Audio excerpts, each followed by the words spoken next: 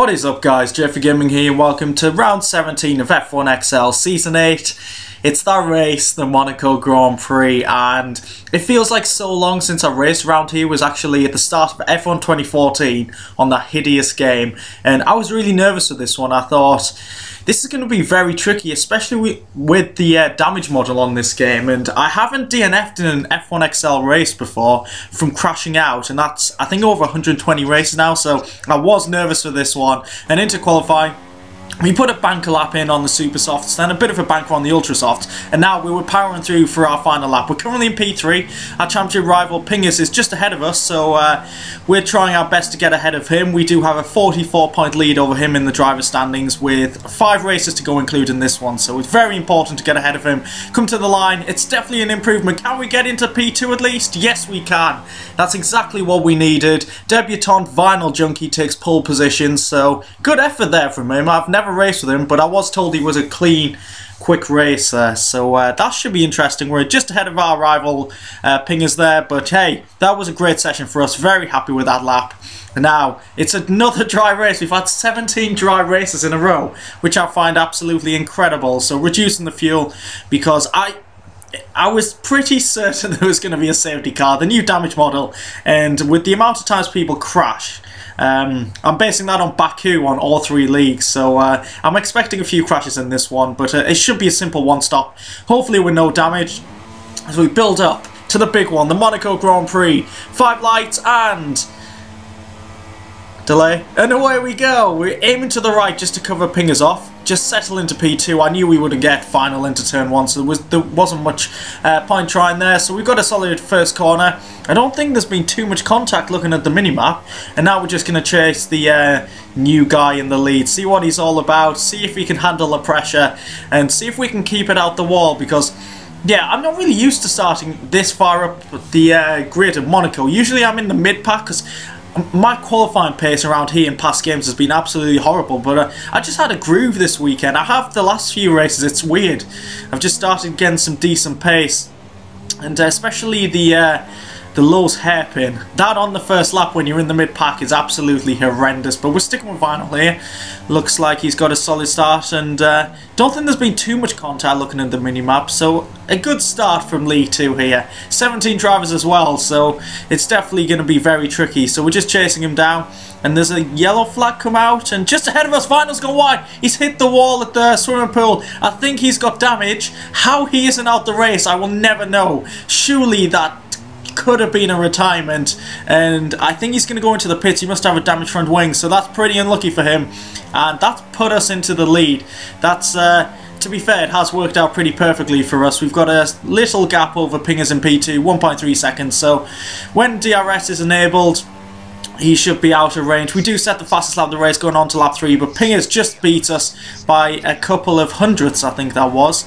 So it does show we have pretty even pace, and I wouldn't expect anything more really. I think at the start of the season we were made favourites for the championship. It's kind of weird how it's worked out though.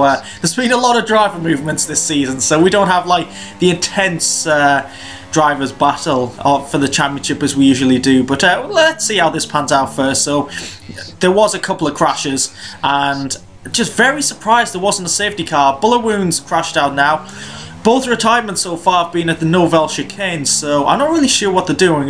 If they're like spinning on the entry, it's a bit of a weird place to crash out. I'd expected it at the swimming pool, but this really scared me. I had no clue if I was going to go there. I didn't know what to do. Go round, back off, but unluckily for Pingers behind me, I think Bullet Wound left the session, and the car didn't go to him, so he broke Bullet Wound's suspension, and I think had some damage on the front wing, so he's dropped behind Terrier, so that's incredibly unlucky, because Terrier ghosted through Bullet Wound as well, so yeah, Pingers has been absolutely screwed there, so it's a shame for him, but we'll carry on and see what Terrier can do in terms of putting us under pressure. He's 1.8 behind us, 1.7 now, so he seemed to have similar pace to myself and Pingers. I know he was behind Pingers, so we'll definitely see his true pace now. Kane's out the race there, he was over to the left. The swimming pool, I expect the swimming pool to be taking most of the victims. A very tricky corner, and I think that's what caught out Vinyl on the first lap.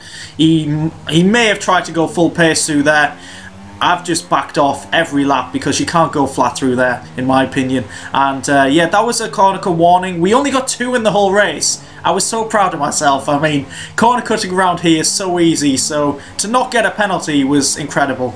And I'm very proud of myself for that. But Terry's gone into the pits now.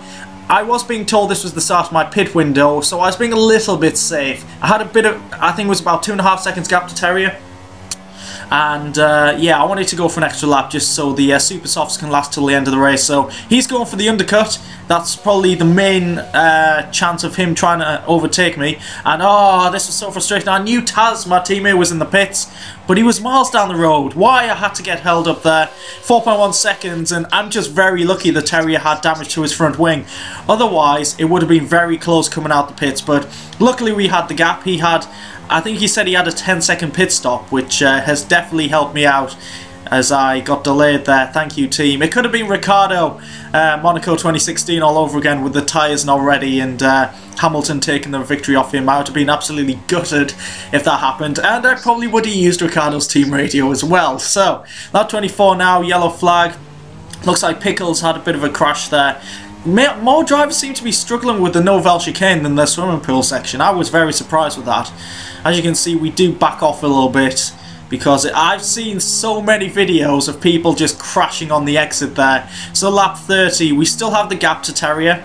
It's about, I think, it's 3.2 seconds now. So I have been stretching the gap out a little bit, and there's a flag out, and Terrier is out of the race. Our nearest rival has crashed at swimming pool.